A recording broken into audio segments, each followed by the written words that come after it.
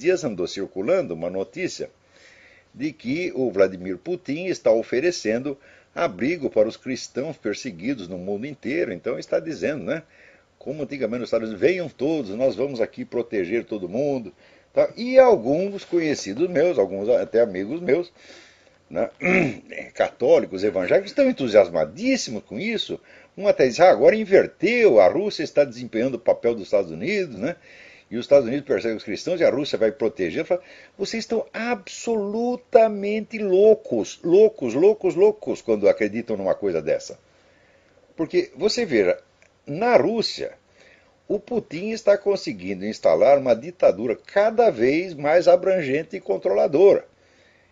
Ou seja, como é que ele vai dar, vamos dizer, a exilados cristãos que saem do Afeganistão, que saem da Índia, que saem do Paquistão, que saem do Sudão, direitos que os próprios russos não têm, meu Deus do céu.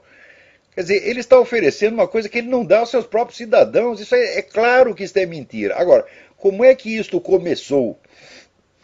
Se vocês acompanharem as obras do professor Dugin, Alexander Dugin, vocês vão entender que isso é a aplicação de um processo estratégico já concebido muitos anos atrás, que é justamente de restaurar aquele mito que já vinha do século XIX, que foi inventado por Vladimir Solovyov e outros filósofos nacionalistas russos no século XIX, que colocava a Rússia como a portadora da grande missão salvadora para o mundo. Quer dizer, a Rússia seria a voz de Deus, não é isso?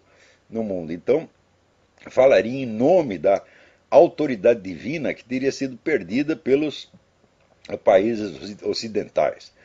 Então, depois deste intervalo de 80 anos de comunismo, né, com todos os crimes pelos quais jamais ninguém foi punido, então o mesmo pessoal que já era da KGB no tempo do velho comunismo e que está no poder até hoje, eles inventaram um negócio. Falaram, olha, nós queimamos a nossa reputação com o negócio do comunismo, nós temos que inventar uma coisa nova. Então puxaram do fundo do século XIX esta mitologia da Rússia salvadora. Um momentinho, você pode fechar a porta lá?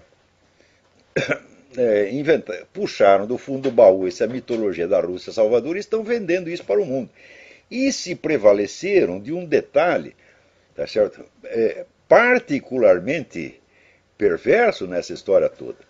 Vocês sabem que, quando houve as aparições de Fátima, Nossa Senhora pediu que o Papa reunisse os bispos de todo o mundo para que fizessem um ritual consagrando a Rússia ao Sagrado Coração de Maria.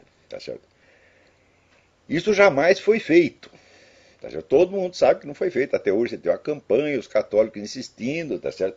E os papas, um atrás do outro, né, covardemente pulando fora da sua responsabilidade. Não é porque é papa que você tem que admitir que o sujeito tem toda a qualidade do mundo. Fala, não, não, não. Você é papa, você tem mais obrigação que os outros. Então, agora, todos eles pulando fora sob os pretextos os mais estapafúrdios. Quando chegou no tempo do João Paulo II, o João Paulo II, para não dizer que não fez nada, ele fez uma vaga consagração do mundo, né? A Nossa Senhora não reuniu os bispos, nem coisa nenhuma, ele sozinho fez, aqui vamos consagrar o mundo ao Sagrado Coração de Maria. O que os russos fizeram? Imediatamente disseram, pronto, a Rússia está consagrada ao Sagrado Coração de Maria e agora nós estamos com a corda toda, agora nós somos a voz do Espírito Santo. Então, é esse mesmo plano, quer dizer, vender de novo a imagem da Rússia como salvadora do mundo, quer dizer, ela já era salvadora do mundo no tempo do Tsar, né? Porque quando você lê ali os escritores russos, todos acreditaram que a Rússia tem uma grande missão espiritual, tá certo? Que ia aparecer no século XX e a Rússia ia trazer a salvação da humanidade. Vocês viram a salvação que trouxe, foram 70 milhões de mortos, né? E mais terror e miséria para tudo quanto é lado. Então, falhou no tempo do Tsar, falhou no tempo do comunismo, então agora é de novo a terceira onda de propaganda nacional russa. E as pessoas estão acreditando, falam, mas vocês não estudam história, vocês não leram sequer o Dugin, meu Deus do céu, vocês não sabem o que... Se você não estuda o que o Dugin fala, você não sabe o que se passa na cabeça do Putin, portanto você não entende quais são os planos russos. Tá certo? Agora, eu estou falando desse negócio vai fazer 10 anos, mas no Brasil é pior do que falar com uma porta. porta pelo menos abre. No Brasil nem abre. É falar com uma parede, você está entendendo? Então, e mesmo aqui nos Estados Unidos tem gente boa que está acreditando nesta coisa. Porque, você veja, o que o americano mais gosta é assim.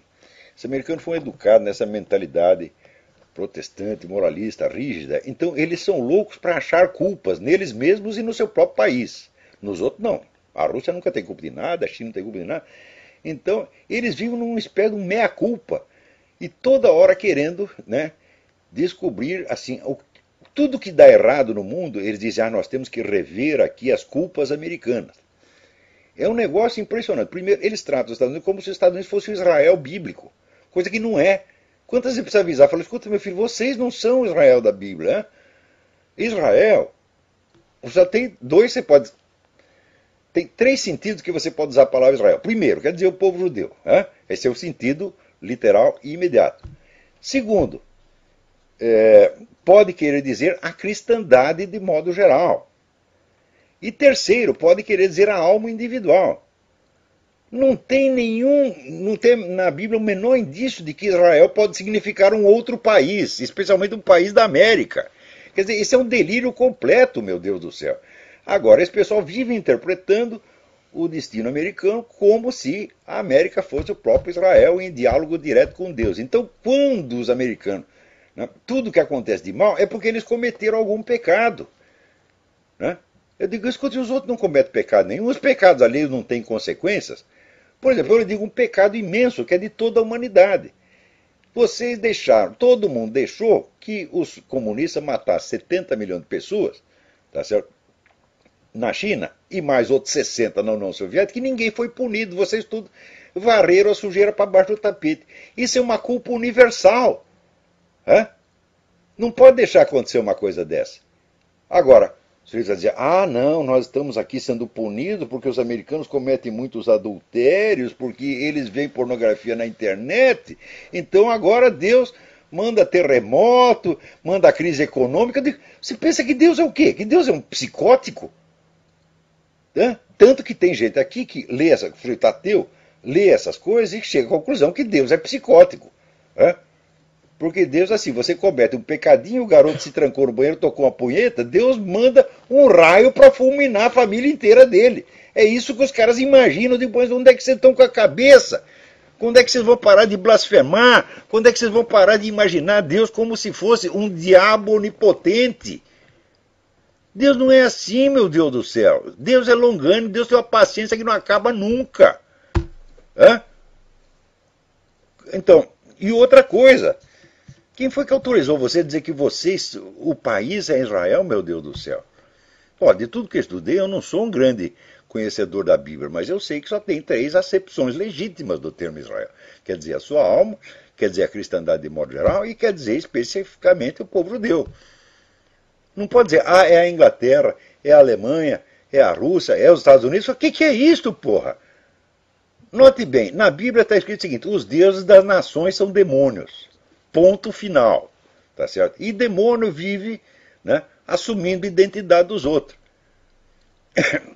Agora, se você começa a raciocinar com essa interpretação bíblica de botequim, você vai chegar à conclusão de que, como os caras chegam aqui, de que todos os males do universo são culpa dos Estados Unidos. E tem muita gente boa no meio evangélico que raciocina assim. Então, em primeiro lugar, você precisa ter um pouco de senso das proporções, você está entendendo? Então, se você pensar bem, por exemplo, você pega toda a imoralidade que você tem nos Estados Unidos, é fichinha perto do que tem na Rússia. E mais fichinha ainda perto do que tem na China. Mas acontece o seguinte, a imoralidade americana aparece na imprensa. A dos outros países só se você for estudar, só quem estuda que sabe. Então o pessoal julga a partir não dos fatos, mas de impressões que eles têm, que eles extraem da importância que as notícias recebem na mídia. Então é um negócio totalmente subjetivo, totalmente fantasioso, tá certo? E não reflete nem um pouco a busca da verdade. Porque olha o seguinte, o sujeito que lê a Bíblia e diz, acredito nisso, então quer dizer o teu amor à verdade. Tem amor à verdade, uma pinóia, você acha que amor à verdade é tão fácil assim, meu filho? Você lê a Bíblia e já sabe a verdade? Não, a verdade dá trabalho. Já dizia Santo Tomás de Aquino, veritas filia temporis, verdade é filha do tempo. Você para descobrir o que se passa, até numa área pequena, você tem muito trabalho. Eu para entender um tiquinho desse negócio que está acontecendo na Rússia, um tiquinho, um fragmento de nada, eu tive que ficar anos atrás disso. Olha, eu estudo esse negócio de comunismo, vai fazer 40 anos. Né? Isso quer dizer que de vez em quando eu entendo alguma coisa, mas a maior parte do processo ainda continua para mim uma obscuridade.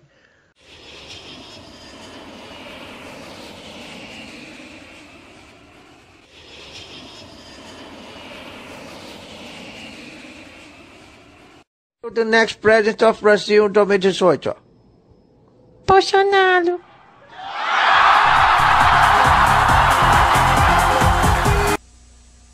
Não se esqueça de se inscrever. E fiquem com Deus.